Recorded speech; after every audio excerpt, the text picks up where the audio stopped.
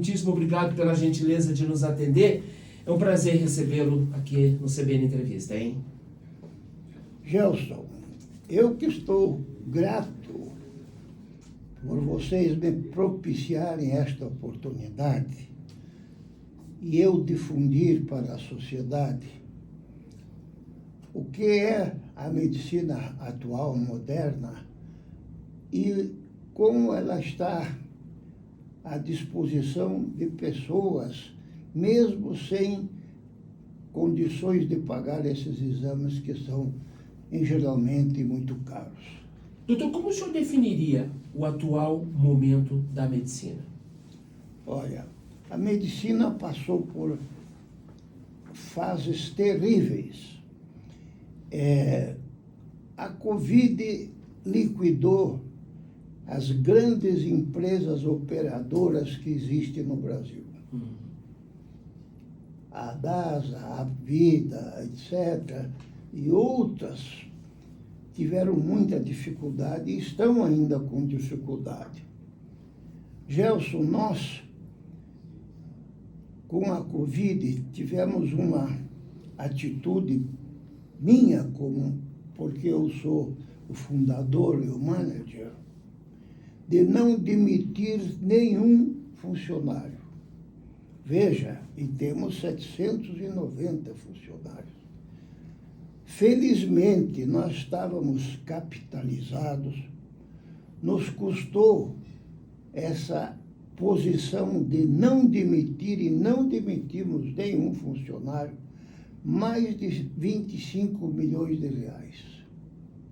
Porque o nosso movimento caiu em 70% com a Covid, com o auge da Covid. Mas nem todos tinham essa condição, certo, doutor?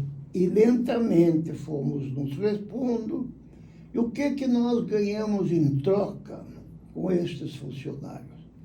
Hoje, eles sabem que eles têm uma empresa que não os abandona nunca. É uma beleza ver como nossos funcionários, que são 790, recentemente eu vi, começamos com 3 funcionários, Gerson. Quando tínhamos 100 funcionários, a metade era homem, metade era mulher. Hoje, 85% são mulheres. As mulheres têm uma faculdade especial. Primeiro, elas usam os 2 hemisférios cerebrais. Segundo, elas têm uma capacidade de conviver com outras pessoas muito mais fácil do que entre os homens. É assim, é a natureza, é assim, compreende? Não adianta dizer que é por treinamento, por coisa, elas nasceram assim. Você querer comparar o cérebro de uma mulher, o cérebro de um homem, isso é impossível. Eu vou te dar um exemplo. Recentemente eu estava no DAP, eu estou todo dia de manhã no DAP, da Brigadeiro Franco, e às vezes vou lá no Paládio, no shopping do Paládio. Estava descendo uma mulher com uma criança no braço, um guarda-chuva e várias bolsas de exame. Eu pensei comigo, não vou ajudá-la, vou ver como é que ela se ajeita. Olha, não se molhou, não molhou a criança, pôs a criança no banco de trás, se protegeu com o guarda-chuva, pôs os pacotes de exame, sentou no carro. Eu pensei comigo, se fosse um homem, o primeiro que cairia era a criança. Muito bem. Você passa a respeitar muito mais as mulheres. Eu aprendi a respeitá-las. E elas passaram a ser a sua principal força de trabalho hoje no seu negócio? Olha, e não só aqui. Sim. Em 1980, eu fui para a Olimpíada da Rússia, que foi uma maravilha. E eu fui convidado pelo setor de neurocirurgia de Moscou, como o maior hospital que tem lá, que tinha na época, ainda é hoje, de 600 leitos só de neurocirurgia. E eles fizeram de uma maneira inteligente. Todas as patologias que não tinham urgência, eles convergiam para esse hospital.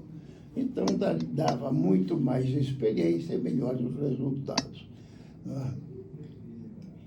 E eu depois visitei todo o hospital. Eu sou descendente de ucraniano. Naquele tempo, os russos e ucranianos se davam bem.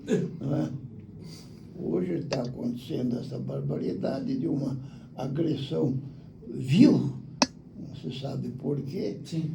É um país que já tem maior terras do mundo e quer assomar mais ainda. É difícil o cérebro humano entender, né? E eu não via homem no hospital. O professor me disse, olha, com a Segunda Guerra Mundial, os jovens foram dizimados aqui em Moscou. Só mulheres entraram para fazer medicina.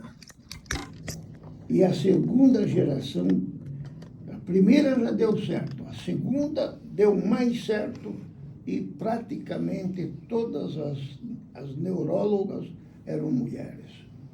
Compreende?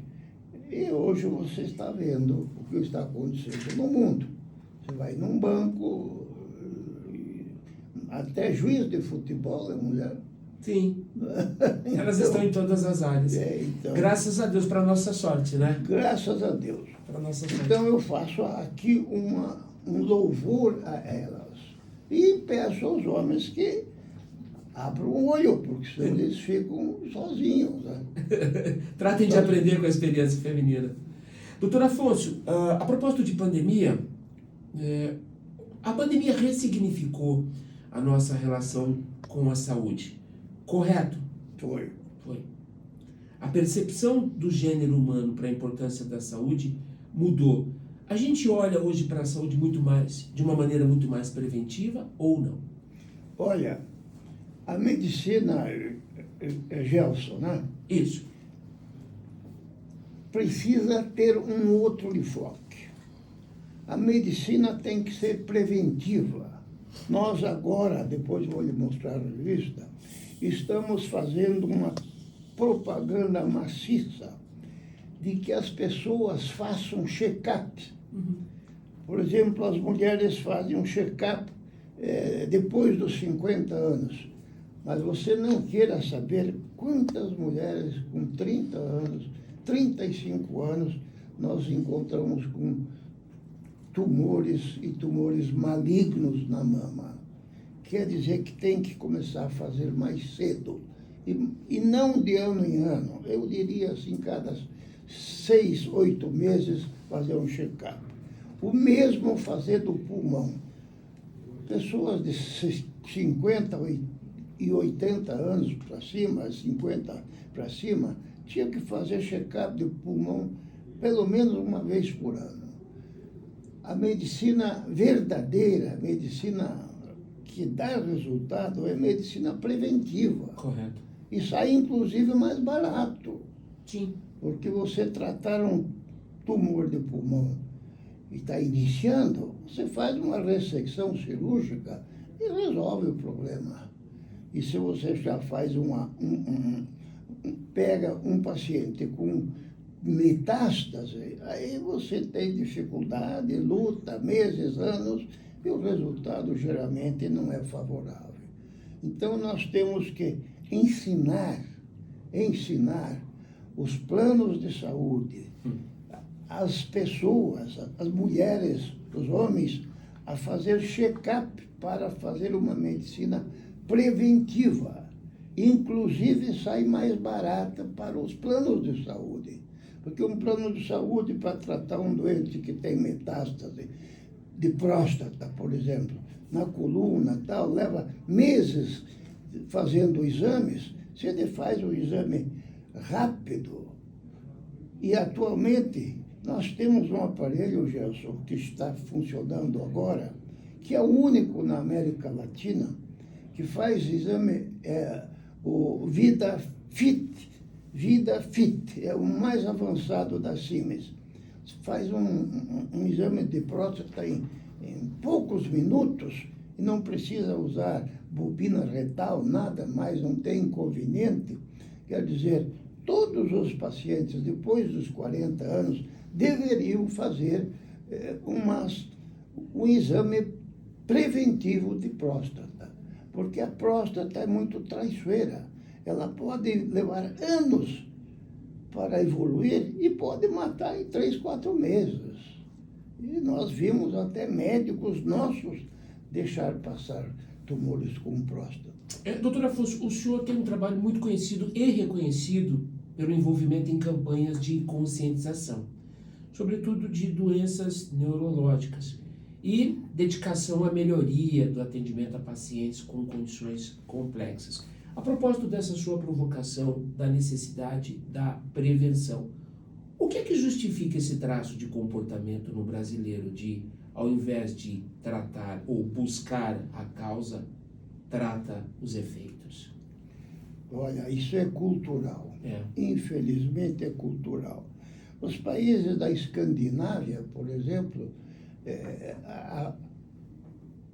a medicina preventiva é que predomina. Correto.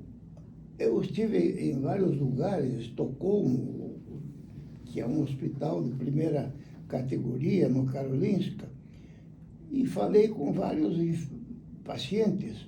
Você sente alguma coisa? Não, não sinto nada. E o que você vem fazer? Fazer exame preventivo. Preventivo da próstata, as mulheres da mama, com 35, 40 anos, os homens também do pulmão, e proibir o cigarro. O cigarro tem que ser proibido. Eu fiz um trabalho muito interessante, que agora pouca gente lembra. Nós tínhamos uma doença aqui no Brasil, América Latina e no mundo, chamava-se cisticercose. Entrava no ciclo do porco. Todo mundo, os médicos inclusive, achavam que a culpa era o porco. Não, eu descobri e li, fiz várias pesquisas, a culpa era o homem. A solitária só dava no homem. Sim. Porque não se sabe. E o homem defecava, por exemplo, lá em Londrina. As fezes ficavam secas com o sol. Vinha o vento, ela ficava mais leve do que o pó. O vento levava para Maringá, para outras cidades, etc., caía nas águas e era um desastre. Sim. 8% dos pacientes que nós atendíamos no DAP tinham cisticercose e eram doenças gravíssimas. Eu tive um meio andar no Hospital de Clínicas que a mortalidade dos casos graves era 16%. O índice de convulsão aqui no Paraná, 68% é devido à cisticercose. Eu fiz uma campanha e todo mundo me ajudou, a imprensa, a polícia rodoviária, etc. E eu consegui, em 10 anos, erradicar aqui no Paraná.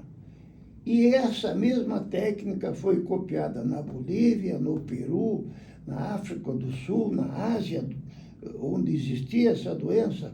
Gilson, hoje essa doença não mais existe. Erradicada. Eu, com muito orgulho, eu consegui erradicar a neurocisticercose no mundo. E isso não sou eu que digo, muitos colegas meus. Tanto é que saiu uma vez um artigo na Veja dizendo que tem uma santa aí em Santa Catarina e um neurocirurgião de São Paulo, de renome, de santo deve ser o professor Antônio, que ele eradicou a neurocisticercose. Vocês têm que lembrar disso.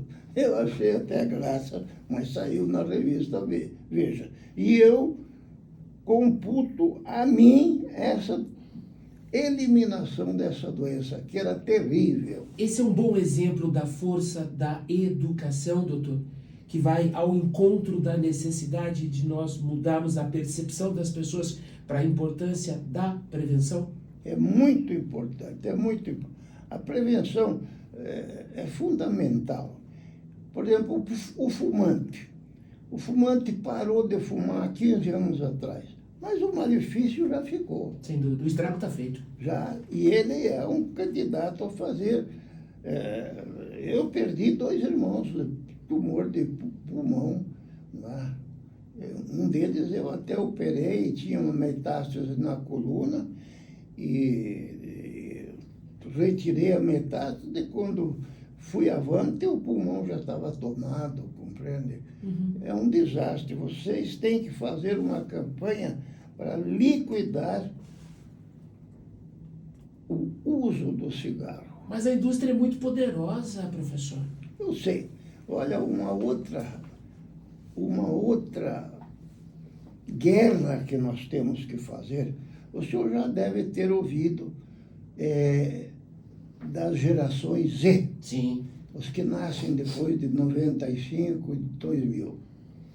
Foi feito um estudo, prestem atenção no que eu estou dizendo, em 26 universidades de alto nível no mundo, medindo o quociente de inteligência entre os pais e essa geração Z. O quociente de inteligência, que é uma mensuração precisa, válida, dos pais, é muito maior do que dos filhos. Hoje, Gilson, ninguém lê, Uhum. ninguém escreve. Sim.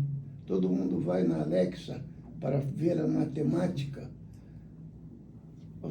Eu sempre dizia, olha, há 10 anos eu falava do perigo. Eu, por exemplo, por incrível que pareça, sou médico atuante e posso me dizer com sucesso, eu nunca usei celular, eu não sei mexer com internet, mas você dizia, como é que você sobrevive? É muito fácil. Eu tenho uma secretária e tenho um secretário. Eles têm celular, porque eles acham que tem que ter. Então, antes de telefonar para mim, telefonam para minha secretária. E ela faz a triagem, se vale a pena passar para mim ou não. Porque 80% dos chamados de celular são completamente inócuos. Não tem valor nenhum. Pode ver com você também, não é? A gente está desperdiçando tempo com tecnologia? Hein? Estamos desperdiçando tempo com tecnologia? Ou não estamos sabendo usar o recurso? Usam demais. Tá. Eu estive... Uso excessivo. Tudo que é demais faz mal. Eu estive na Irlanda, numa praça, sentado, e vi uma menina vindo falando no celular. Ela fez praticamente 2 quilômetros na praça falando. Eu pensei comigo, o que você precisa falar em 2 quilômetros? É desnecessário, fale o que precisa, escute e responda logo. É aceito que as crianças comecem a usar o celular aos 16 anos. E a internet aos 18 anos. Claro que vai ser impossível. O automóvel é a mesma coisa. O automóvel mata mais de 1 milhão por ano, mas tem que conviver com isso. E com o celular tem que conviver, porque não tem mais criança que não aceite mais o celular. Está viciado. Sim. É vício. Né? Dependência. É vício como cocaína. Então tem que diminuir, e cabe aos pais isso, né? Você viu que o governo está lançando um movimento agora de proibir o celular nas escolas. Sim, corretíssimo. É muito correto, mas vai ser uma guerra. Será uma revolução. Para conseguir isso. E logo vai proibir além das escolas, né? E tem que proibir mais de 10, 15 minutos, senão as próximas gerações serão gerações de idiotas. Porque não lê, não escreve, ninguém escreve livro, a comunicação, a matemática é com a Alexa, né? Nós terceirizamos o conhecimento ao invés de buscá-lo. Você tem Alexa em casa? Tem, sim, senhor. Isso é um desastre para...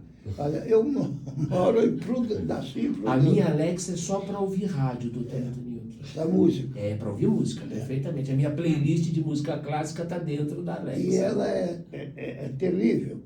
Eu moro em Prudentópolis. Sim. Uma cidade bonita, você tem que conhecer. Conheço, claro.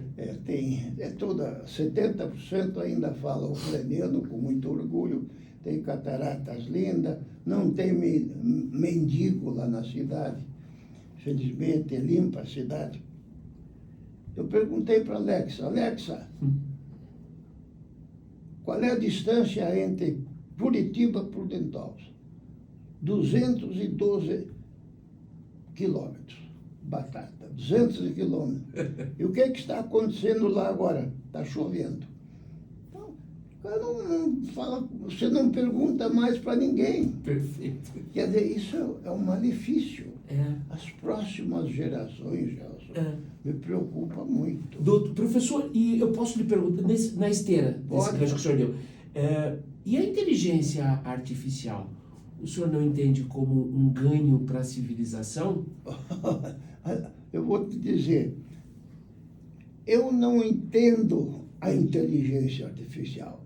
Se eu não entendo nem Alexa? Alexa, você sabe que eu ouvi um negócio que me preocupou, diz que pela Alexa pode detectar quantas pessoas estão dentro da casa. Perfeito. Você imagina que perigo? Sim. Que perigo, ela detecta, não tem ninguém, vai lá e roube. Né?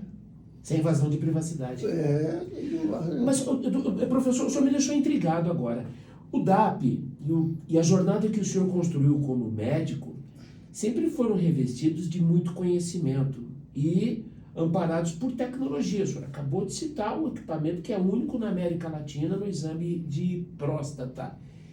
Como é que é a sua relação com tecnologia nesse aspecto? A tecnologia a serviço do homem, como diria o anúncio daquela montadora. Olha, nós temos 100 médicos, temos engenheiro, temos físico, temos todos os segmentos de ciência cobertos. Eu não discuto com o físico, não discuto com o médico especializado na área.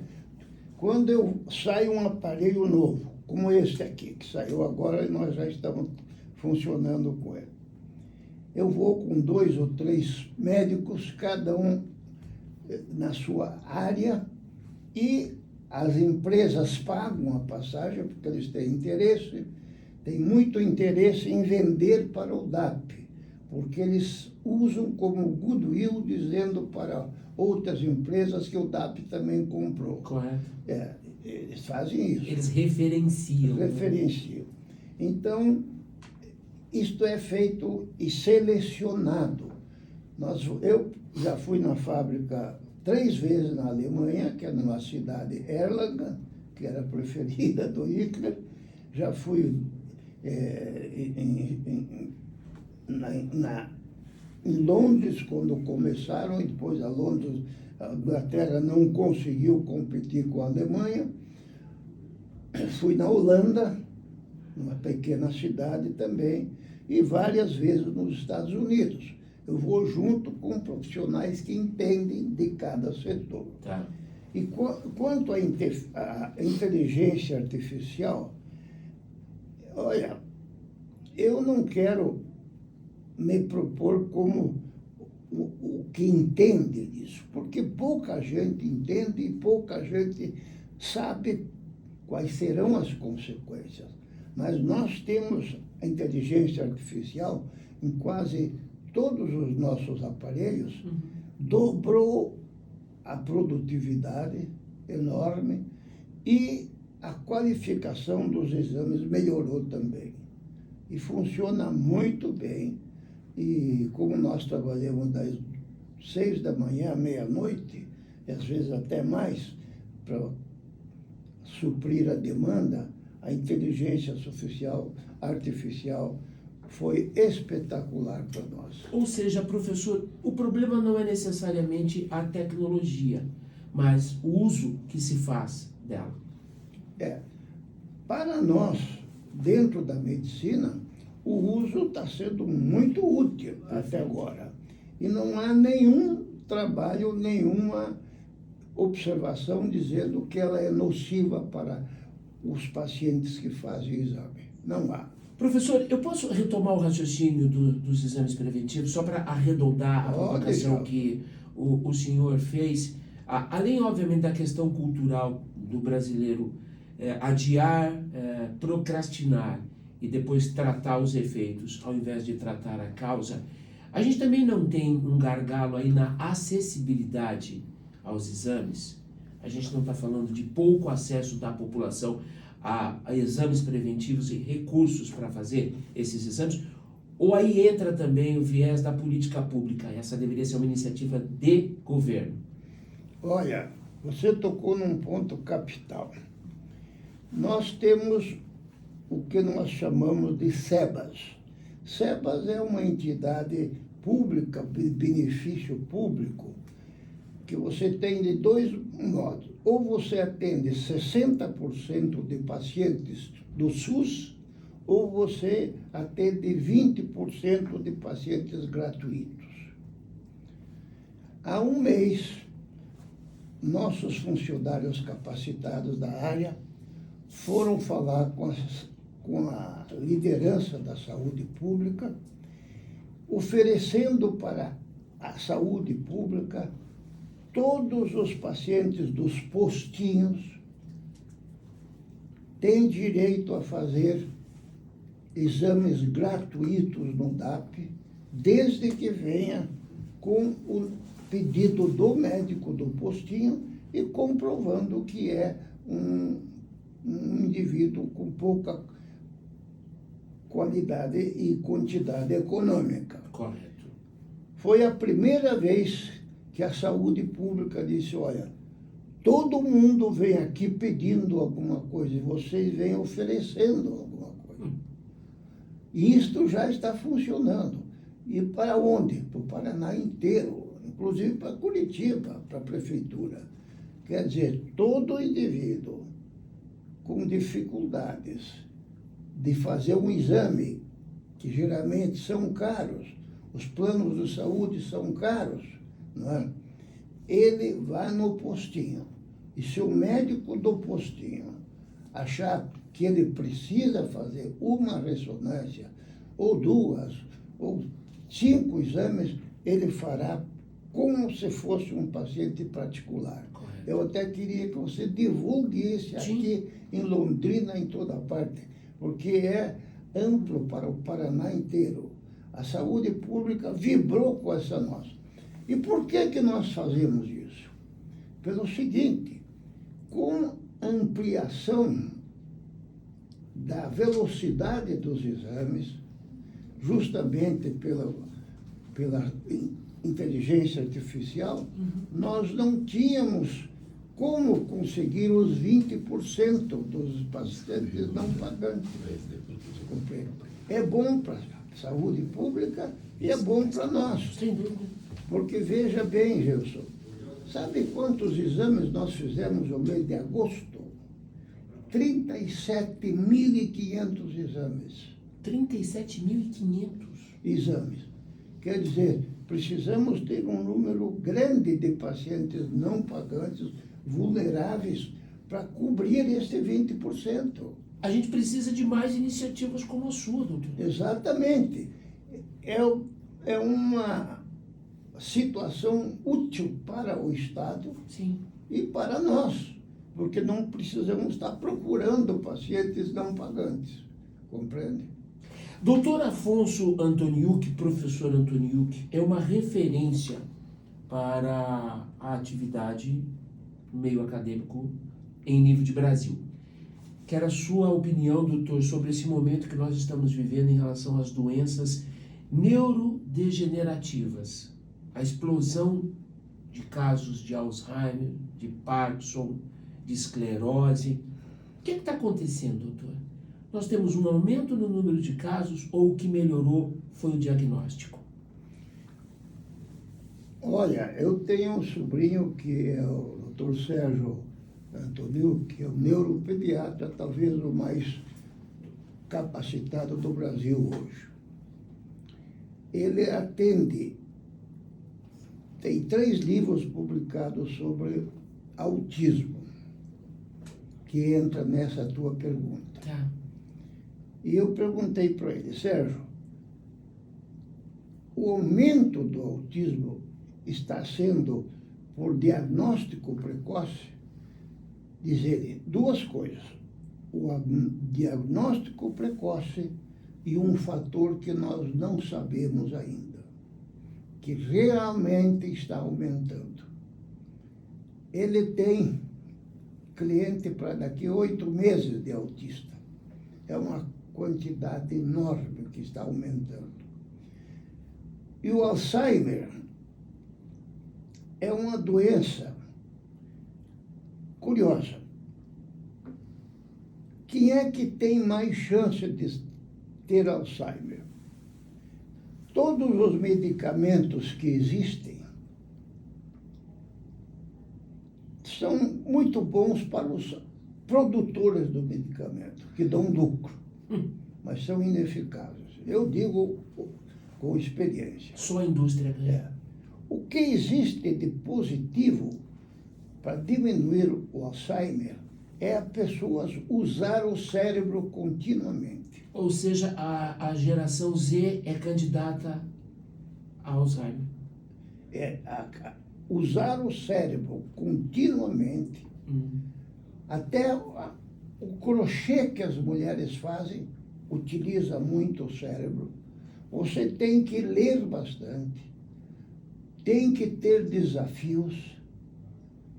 E também está provado que o Alzheimer é menos frequente em pessoas que se alimentam de verde, alface, brócolis, etc., e convivem com o verde. Foi feito um estudo que o Alzheimer é menos frequente em quem vive no campo. Correto. Do que quem vive aqui na cidade. É uma doença que vai ter cura, já aparece, tá? Uma deposição de amiloide, eu já vi cérebro com Alzheimer, e isto é terrível. Quando começa, não tem volta, compreende? Nós temos aí um aparelho de PET-CT digital, que só tem aqui em São Paulo, no Ciro, e mais 3 ou 4 no Brasil, que capta o início do Alzheimer, compreende? Mas o que se faz agora de novo? Não sei se você sabe, vou mencionar para você. Eu sou o fundador do Hospital São Julião, em Piraquara. 55 anos. Passaram por lá 380 mil pacientes. E aí vão doentes mentais, dementes, etc. e tal. E sabe o que está se fazendo hoje no Einstein? Até eu estou querendo instalar aqui em Piraquara. O treino do cérebro. Quando o indivíduo tem indícios de demência, ele vai ser submetido a um tratamento de treinar o cérebro. Correto. Treinar a memória, treinar isto, fazer melhorar tal. É a única coisa aceita. Uma pergunta que você não fez, eu vou te dizer. Nós anunciamos em todos os meios que nós temos praticamente os melhores aparelhos do mundo.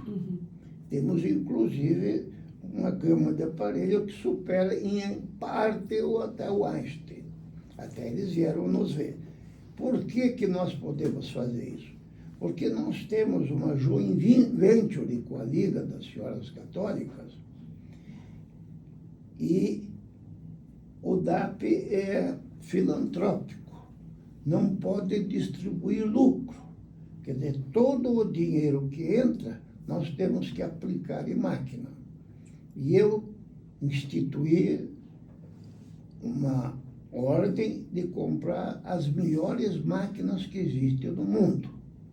E caras, a última vez custou 3.500.000 dólares, essa VidaFit. Mas vale a pena, Sim. porque mais cedo ou mais tarde você paga, né?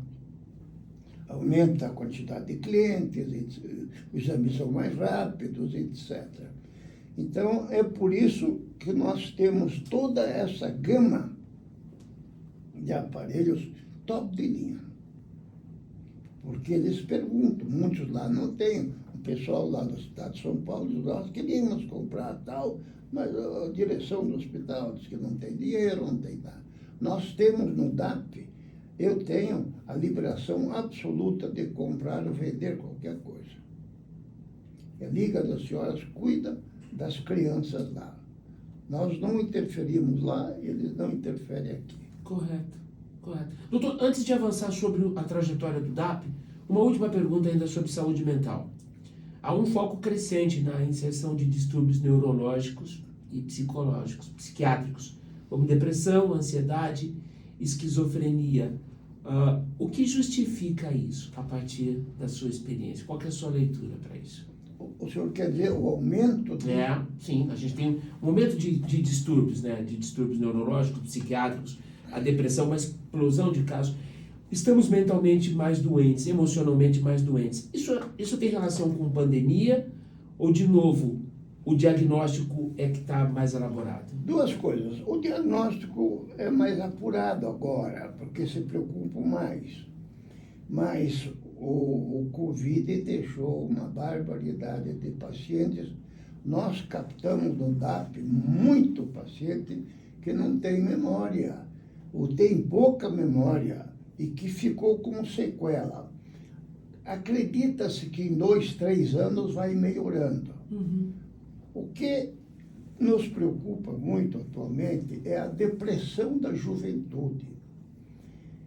Com esses novos modos vivendi da juventude, que não lê, não escreve, não faz o cérebro trabalhar, eles acabam tendo uma depressão. Tanto é que o índice de suicídio, principalmente em meninas, aumentou muito. Você sabia, Gilson, que somando todos os mortos da guerra da Ucrânia, lá do Israel, os que morrem querendo transpor o Mediterrâneo, etc., a quantidade de suicídios supera todas essas mortes. Cada vez mais jovens, adolescentes, caem em depressão e depressão leva ao suicídio. Recentemente, 2 meses lá no Hospital São Julião, 10 pessoas tentaram o suicídio, mas foram dissuadidas porque estavam com depressão e conseguiram ser induzida a deixar de pensar em depressão. Convencidas. O que aumenta o número de deprimidos, aumenta o número de suicídios. Por quê, doutor? Porque o indivíduo que está em depressão não espera mais nada da vida. Uhum. Em outras palavras, ele se viu destruído pelo mundo.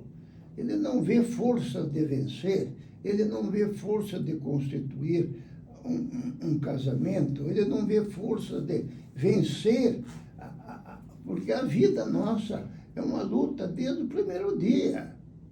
Veja, você lá, eu aqui, isso significa luta do primeiro dia. Sim. E vai até os últimos dias. Né? E muita gente não tem essa força, Um grande número não tem essa força. Correto. Veja a quantidade de jovens que nem estudam, nem trabalham. Não tem futuro. Né? Veja a quantidade vai ter 7 milhões de brasileiros que vão viver de Bolsa Família. Os filhos deles também vão viver de Bolsa Família. E assim por diante vai desmoronar todo esse produto de trabalho. É o estilo de vida que deteriora a qualidade mental, doutor? Existem vários fatores. Existe um fator genético também, compreende? O genético é importante. Tem famílias de trabalhadores, de lutadores, etc. Né? E tem famílias já que são menos atuantes, menos ativas. Mas outros fatores influem muito, né? Onde nasce, onde trabalha, onde convive. Né? A convivência de indivíduos, vamos dizer, sem vontade de vencer na vida, te leva a seguir esse caminho. Né? É muito importante as companhias que você tem. Né? Muito importante. Aos pais cabe exigir a companhia de gente qualificada, gente que pensa, gente que quer ir para frente, né? E isso acaba fazendo um país. Olha, o Brasil faz anos que não cresce. Qualquer outro país aí cresce mais do que o Brasil. Por quê? Porque tem uma série de erros. Né? O indivíduo não estuda, não trabalha, fica por isso. Tem ajuda, benefício de tudo. Não precisa se preocupar com a subsistência dele, nem da família. Aí é fácil, né? Professor Antônio, para a gente fechar nossa conversa, me fala do DAP. Muito bem, obrigado. Uma referência, né? Como nasceu? Quando eu cheguei aqui em Curitiba, em 65, como neurocirurgião, eu nunca fui radiologista, comecei a trabalhar e a única imagem que nós tínhamos, Jesus, era o raio-x simples. Sim. Você nunca sabia o que passava por dentro do corpo humano. E isto foi anos e anos. Eu fazia radiologia aí no Hospital Nossa Senhora das Graças para saber o que podia ter no cérebro. Eu injetava contraste. A manhã inteira, na carótida, via a circulação cerebral e, por deslocamento dos vasos, fazia uma noção de onde estivesse o tumor. Mas muitas vezes você nem achava o tumor, porque era difícil, porque não tinha nada para ver para dentro. Você não via o pulmão, você não via o intestino, não via a próstata, não via nada. E aí sucedeu que um engenheiro russo começou a buscar alguma tecnologia que visse por dentro do corpo. Não conseguiu. Foi para os Estados Unidos, também não conseguiram. Muitos anos depois, um engenheiro chamado Houston, que é o mais condecorado do mundo, teve o filho traumatizado em Londres. E foi no hospital e viram a chapa da cabeça dele. Né? Veja aqui, tem uma fratura, tal. E ele disse, e por dentro do cérebro, o que tem? Nós não sabemos. Ninguém sabe o que tem por dentro. Aí ele era engenheiro dos Beatles. Ele se fechou num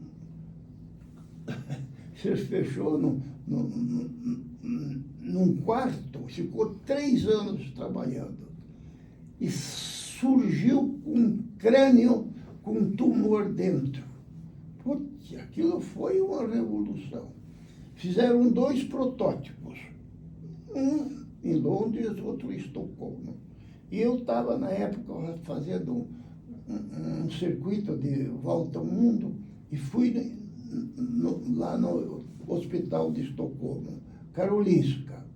E como eu ia muito em congresso, conheci um neurocirurgião lá, vice-diretor. Digo, eu quero ver isso aqui e tal. Não, isso aqui é um segredo, não, ninguém mostra tal. Insistia, ele me mostrou. Aí eu pensei comigo, aí está o futuro da medicina. Imagem. Vim para Curitiba e comecei a entrar em contato, escrevi para a fábrica de Londres, que eu estava interessado em ver, comprar, etc. e tal. E eles mandaram um vendedor para cá, que era português, trabalhava lá, e ficou aqui há 3, 4 dias. Aí ele perguntou, você tem $1.200.000? Eu não tenho nada, eu acabo de chegar em Curitiba, meu filho. Aí me indicaram, vá falar com a Liga das Senhoras Católicas, que elas podem conseguir comprar mais barato, porque elas têm os SEBAS.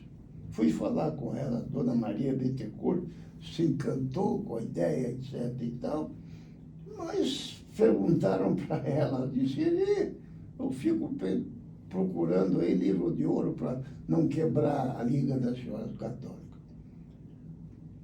De qualquer maneira, ficou 5 ou 6 dias esse português em Curitiba, e antes de ir embora, foi falar comigo.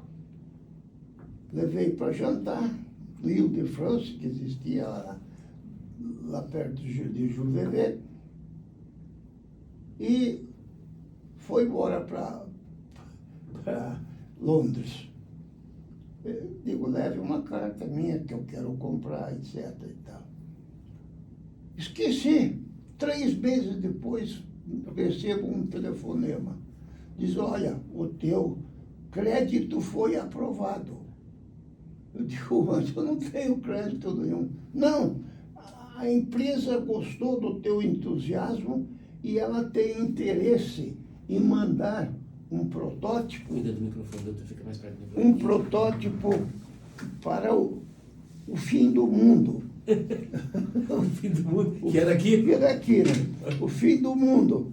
Digo, opa, isso já vai nos ajudar. Sem dúvida. Temos interesse que no fim do mundo tenha um aparelho, porque coisas novas ninguém acredita. De que ano nós estamos falando, professor? 76, 76.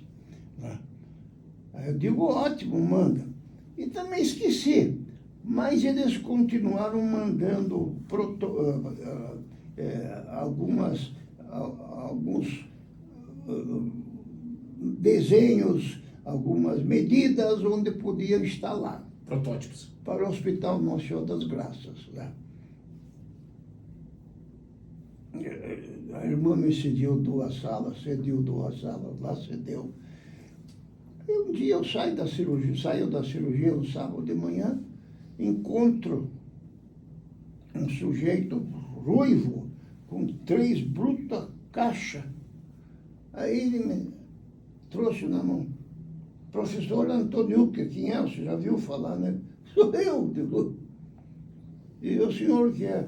Eu trouxe o aparelho de Londres, para o tomógrafo, o primeiro tomógrafo. Eu fiquei feliz da vida.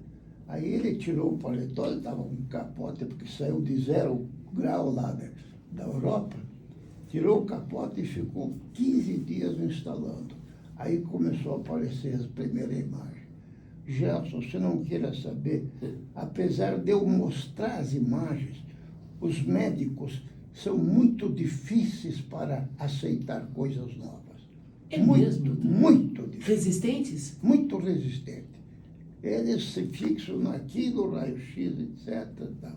Aí começamos a fazer exames, etc. e tal, foi progredindo, mas ninguém aceitava. Eu levava em Londrina, Maringá, Ponta Grossa, Paranaguá e tudo. Perdão, professor, foi o primeiro equipamento do Brasil? Fui o segundo, porque tinha mandado um para o Rio de Janeiro, que o Geisel tinha operado a filha de um cara rico aí, ele comprou para o Geisel. Mas nós instalamos antes. Perfeito. Foi o mais rápido. Ou seja, o primeiro tomógrafo do sul do Brasil. Foi o primeiro. E aí, passado-se o mês, Gelson, montado, tal, fazendo exames, e um aparelho que ninguém conhecia, né? Ninguém conhecia. Esse senhor Brian disse, eu vou embora. Não vou ficar mais aqui. Fui para a praia, ninguém fala comigo, ninguém fala inglês. Falo aqui no hospital, ninguém nem olha para mim, disse, não vou ficar aqui. Vou embora e marcou a data. Digo, Brian, você não pode ir embora, porque ninguém sabe que existe isso. E se estraga e vive acontecendo que precisa arrumar uma coisa. Vou embora. Puta, fiz de tudo. Aí eu vou te contar uma situação peculiar.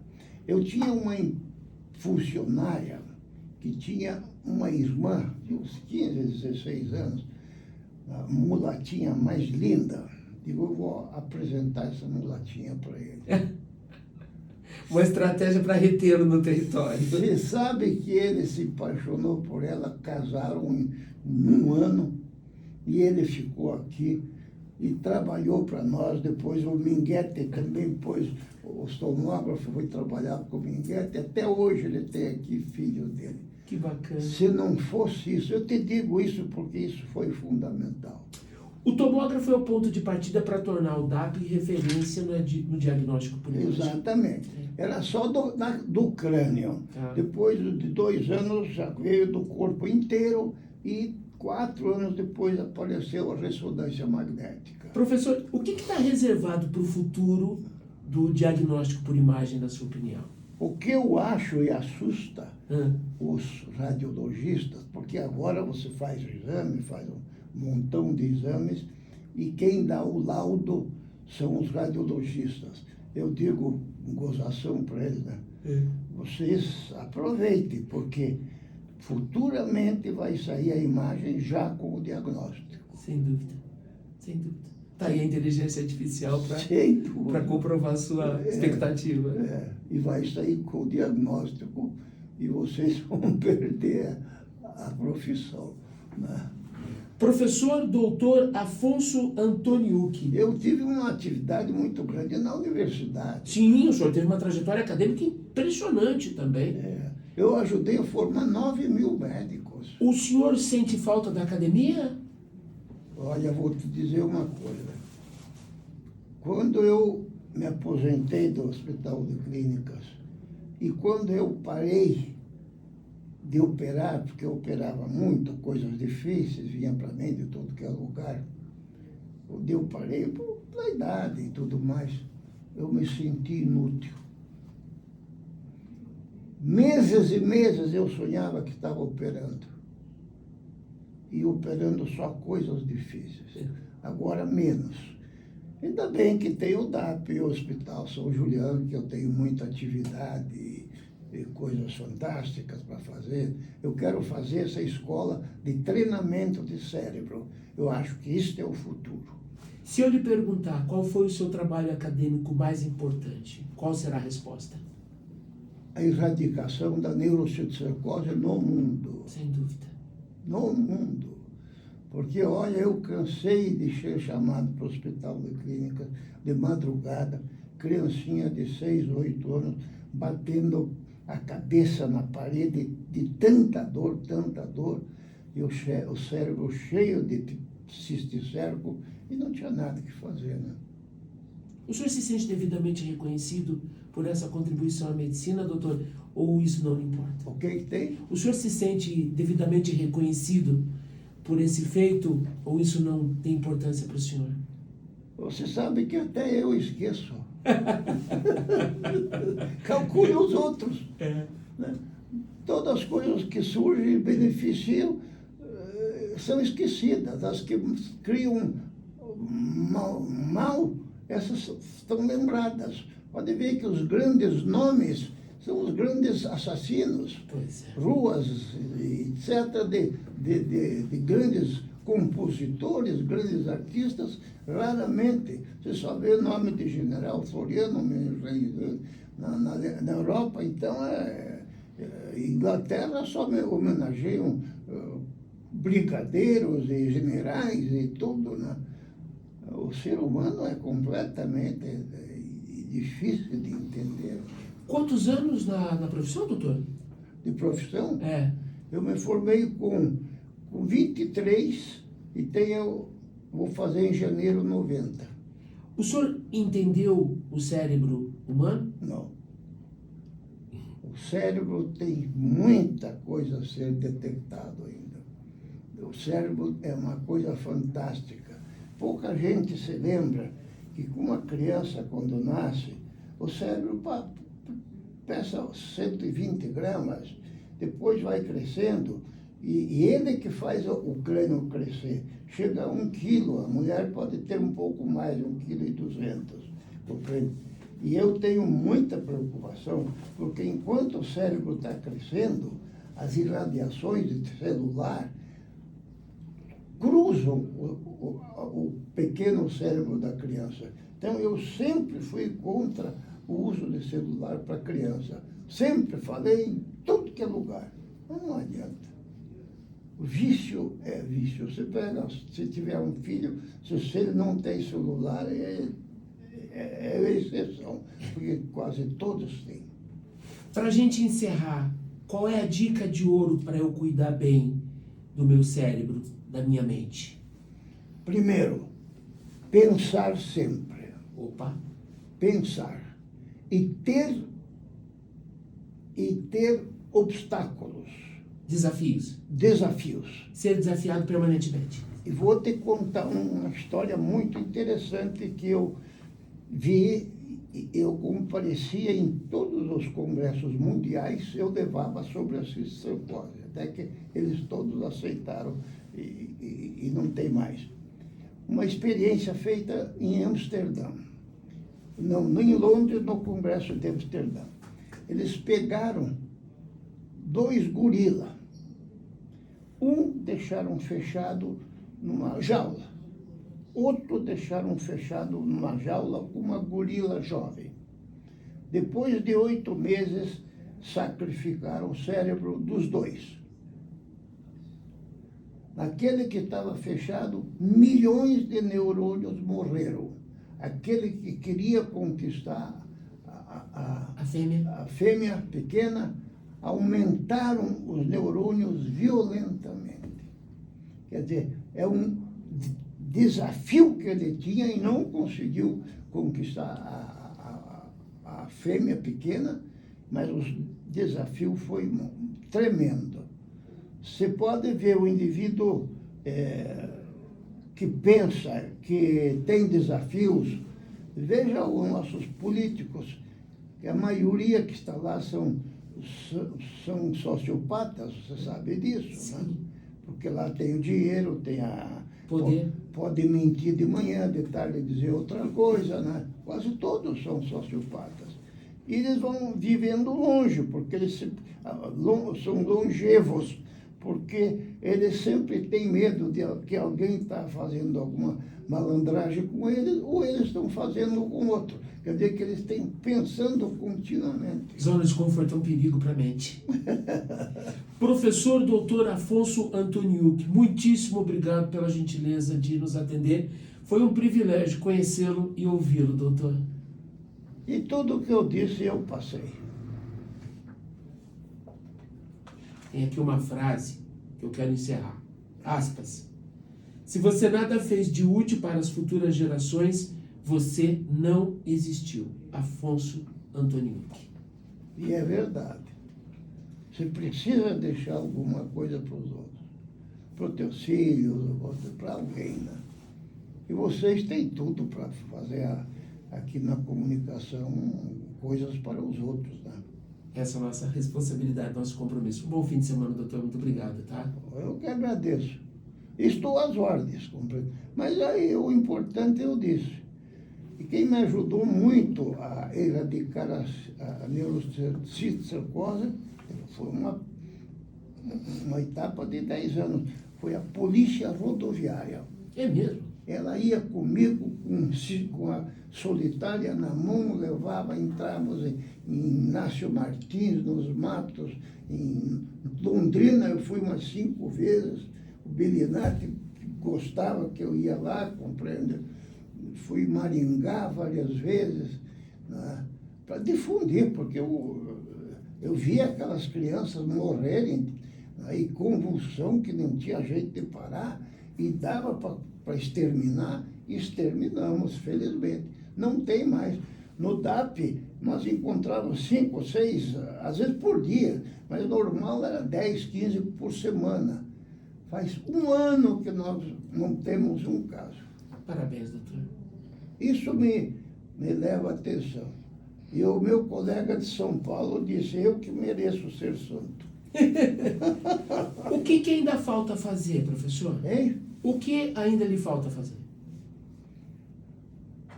Olha, eu estou todo dia nos DAP. Eu tenho um fundo social muito grande. Lá no São Julião, que tem 420 leitos, nós só atendemos SUS. E vamos bem só com SUS. Muitos políticos, o Orovisto, o Arns, que conhecem o São, eles nos fazem emendas significativas. E a própria saúde nos ajuda, dentro do que eles podem ajudar, e algumas entidades fazem doações para nós, doações significativas, e nós distribuímos as doações que não servem para nós para os outros. A Fazenda manda, por exemplo, veja só, o Flávio Arts nos mandou 38 computadores. Para nós é muito importante, né? Nós temos uma residência, eu esqueci de falar, isso mora no meu coração. Nós formamos psiquiatras, formamos. Há 6 anos atrás, eu disse, vamos fazer a residência de psiquiatria aqui. Todos os médicos diziam, não vai conseguir, tal. Eu insisti, tal. Fizemos há 6 anos atrás, para 2, o MEC nos deu 2 vagas. E há 6 anos atrás tivemos 6 candidatos. Este ano, que temos 6 vagas só, vieram 120 candidatos. Só aproveitamos 6. 120 querem se formar candidatos. Agora, depois do Covid, mais do que nunca precisa de psiquiatra. E eu queria fazer, especializando, faz o mesmo treinamento que o residente e no fim do ano faz uma prova. Sim.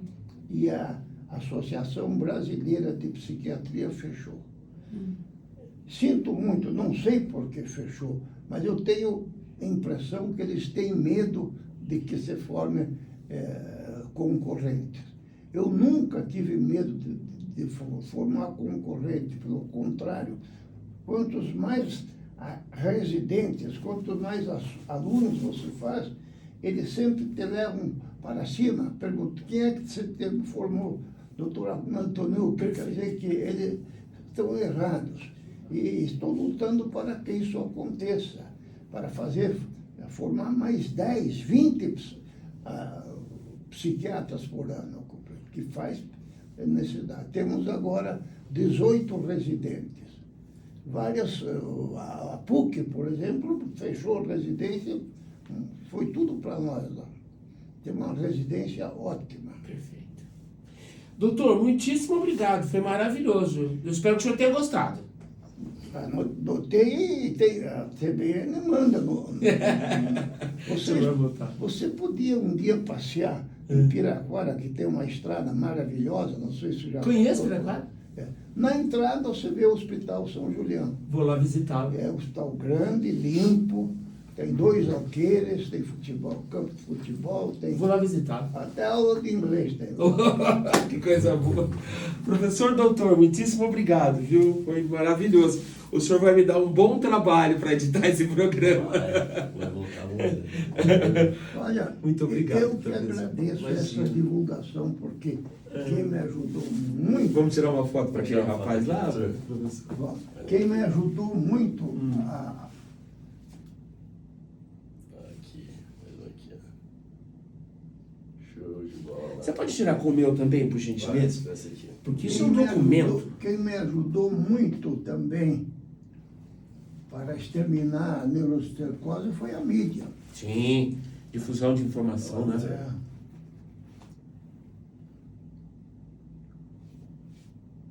Aqui.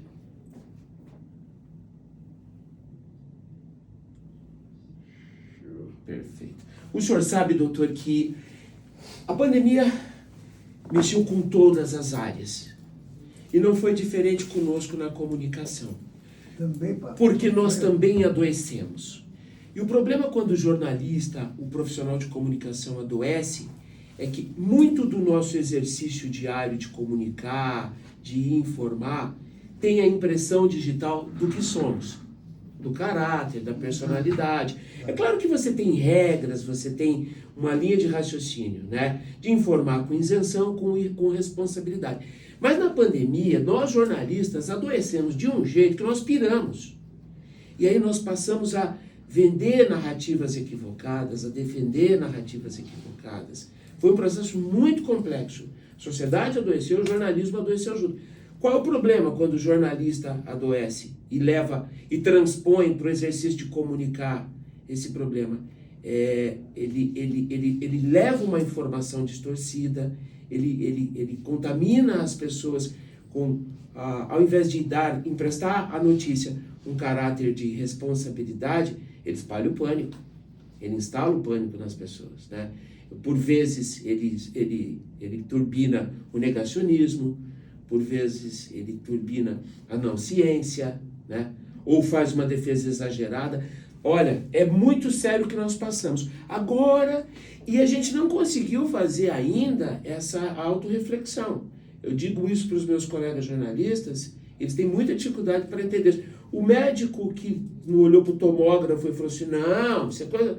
É a mesma coisa do jornalista, assim, senhores, nós adoecemos junto com a sociedade, a gente precisa rever o papel da imprensa, a gente não tem que tomar lado, a gente tem que informar. O veículo de comunicação ele não pode ser uma ferramenta para empoderar grupos econômicos ou pessoas. Ele tem a função, a obrigação primária de difundir conhecimento. Quando você muda isso, então é um processo muito sério pelo qual a gente está passando também, doutor. Eu queria Mas, enfim, que você fotografasse isto aqui de algum modo, mostrasse na televisão. O que é? Deixa eu ver. Tá aqui um anúncio. Aqui, ó, Esse aqui e esse aqui. a precisão tem... Você fique com a revista. Certeza? É. De verdade? verdade. Posso ficar com ela? Pode. Fechou. Nós temos todo... É documento para mim. Perfeito, doutor. Perfeito.